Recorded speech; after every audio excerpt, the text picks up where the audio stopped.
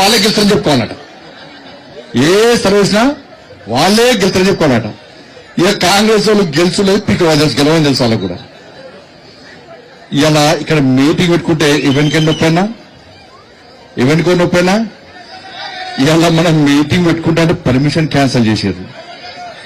Meeting పెట్టుకోదట, ఇచ్చిండ్రు cancel చేశారు, ఇచ్చిండ్రు క్యాన్సిల్ చేశారు. నేను చెప్పిన నీ పర్మిషన్ తీసుకొని సంకల పెట్టుకో, ఇంకెక్కడ పెట్టుకో.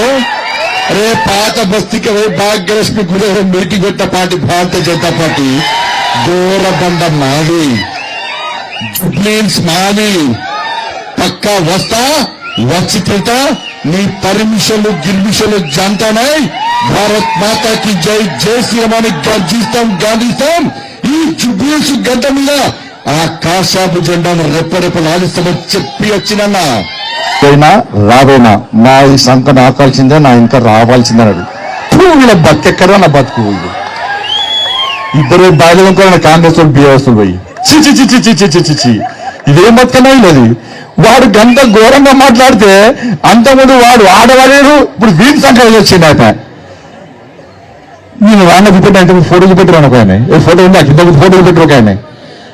కాంగ్రెస్ పార్టీ అభ్యర్థి టోపీ పెట్టుకున్నాడు, ముఖ్యమంత్రి టోపీ పెట్టుకున్నాడు. అటు పక్కన జరుగుతున్నాడు, అడిగి నవ్వుతాడు.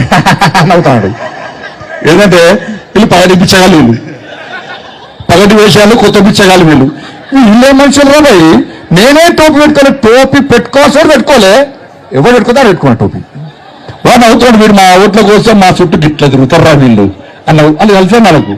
నేనన్నా రేవంత్ రెడ్డి ఇలా అజరుద్దీన్కి టోపీ పెట్టకుండా నువ్వు పెట్టుకున్నావు చూసినావా, నాకు వీడి మాదే గుర్తొచ్చింది అన్న. ఇలా నీ క్యాండిడేట్ పెట్టుకున్నావు చూసినావా, నేనంటున్నా అరే నీకు దమ్ముంటే, నీకు దమ్ముంటే ఇదే హజరుద్దీన్ మా హిందువులం ఏ పండుగ చేసినా, ఏ పూజ చేసినా మొట్టమొదటిసారి విఘ్నేశ్వర స్వామికి పూజ చేస్తాం.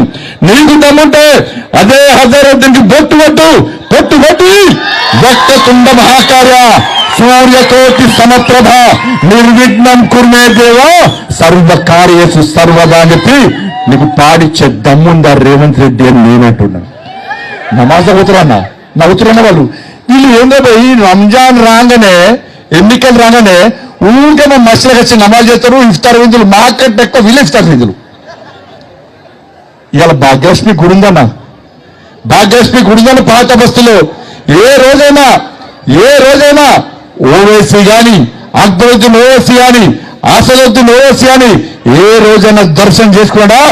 ఏ రోజు మాకు సిబిఐ విచారణకి ఇవ్వండి, 48 గంటల్లో కేటీఆర్ ను బొక్కలో దోస్తాం, హరీష్ రావును చెర్లపల్లికి పంపిస్తాం అన్నాడు. 3 నెలల కింద అసెంబ్లీలో సగం రాత్రి వరకు చర్చ పెట్టి సిబిఐకి పంపించినాం కాళేశ్వరం అవినీతి మీద. ఎందుకు ఇవాళటి వరకు సిబిఐ ఎఫ్ఐఆర్ చేయలేదు? ఫార్ములా ఈ రేసులో కేటీఆర్ 50 కోట్లు మెక్కిందనే ఆధారాలతో సహా ఏసీబీ కేసు పెట్టి గవర్నర్ గారిని కేటీఆర్ను అరెస్టు చేయడానికి అనుమతి అడిగితే 2 నెలల నుంచి గవర్నర్ గారు అనుమతిస్తలేరు. దీని వెనకాల ఉన్న గూడు పుటాని ఏందో ఆలోచన చేయండి, దీని వెనకాల ఉన్న చీకటి ఒప్పందం ఏందో ఆలోచన చేయండి. నేను కిషన్ రెడ్డి గారిని ప్రశ్నించిన, ఎప్పటిలోగల సిబిఐ అనుమతి తెస్తావో, ఎప్పటిలోగల గవర్నర్ అనుమతిస్తావో చెప్పబోయా అంటే రేవంత్ రెడ్డికి సవాలు విసురుతున్నా, చర్చిస్తా, నా ఇంటికి వస్తా అంటున్నాడు. అయ్యా నువ్వు నా ఇంటికి కాదు రావాల్సింది, మోడీ గారి ఇంటికి పో. ఎందుకు మోడీ గారు అనుమతి ఇస్తలేవు? గజ దొంగ కేసీఆర్ను జైల్లో వేయడానికి అనుమతి ఇవ్వమని మోడీ గారిని అడుగు. నన్ను అడిగితే ఏమొస్తుంది? నువ్వే కదా అడిగింది. సిబిఐ విచారణకి ఇవ్వమని రాష్ట్ర ప్రభుత్వాన్ని డిమాండ్ చేసినావు కదా.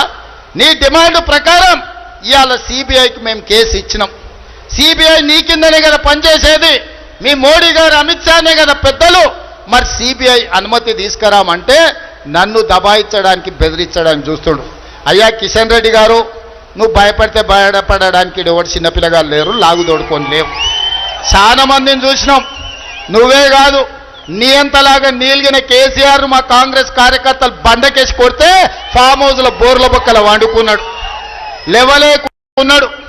మా కాంగ్రెస్ కార్యకర్తల దెబ్బకు ఆయన కారు షెడ్డుకు పోయి ఈ రోజు కార్ఖానాలో అడ్డంగా వండింది. కేసీఆర్ ఫామ్ హౌస్లో బోర్ల వంతే ఆయన కారు కార్ఖానాల ఎల్లెల్కల పడ్డది. ఇవాళ నీకు మా కాంగ్రెస్ పార్టీ కార్యకర్తల సత్తా నీకు తెలియదు. ఆయన కింగ్ అవుతాడంట, బొంగేం కాదు. డిపాజిట్ తెచ్చుకుంటావా కిషన్ రెడ్డి జూబ్లీహిల్స్లో అని నేను అడుగుతున్నా. నువ్వు డిపాజిట్ తెచ్చుకుంటే నువ్వు గెలిచినట్టే కిషన్ రెడ్డి. పార్టీని తాకట్టు పెట్టి కేసీఆర్ని కాపాడు కాదు, కేసీఆర్ను కేటీఆర్ను హరీష్ను ఎప్పటి లోపల బొక్కలేస్తావో చెప్పి అప్పుడు ఈ జూబ్లీహిల్స్లో ఓట్లు అడుగు.